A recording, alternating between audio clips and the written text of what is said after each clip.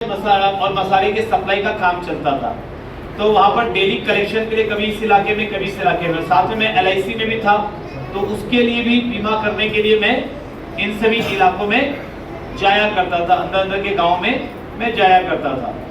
तो उस समय में कई बार ऐसे हालात होते थे कि उधारी का पूरा काम चलता था, हमने उधारी दी, सामने से पैसा आया नहीं और सामने इधर वापस करना है, तो कई बार रातों को मेरी आंख खुल जाती थी, पूरी रात आंखों में आंसू आता था कि कल कैसे पेमेंट करेंगे, इज्जत कैसे बचाएंगे, क्योंकि इज्जत चली गई तो सब चला जाएगा।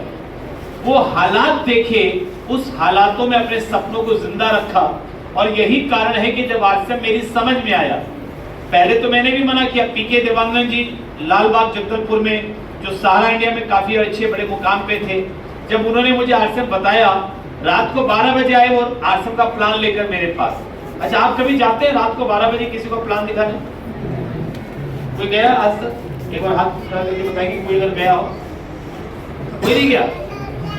सब समझदार है।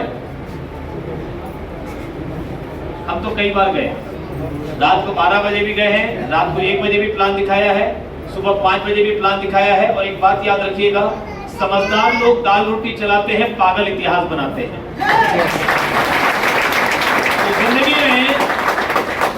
तो जिंदगी में कामयाबी की पहली शर्त है, किसी एक काम के लिए आपको पागल होना पड़ेगा, किसी एक काम के लिए आपको दीवाना होना पड़ेगा, किसी एक काम के लिए आपको जुनूनी होना पड़ेगा।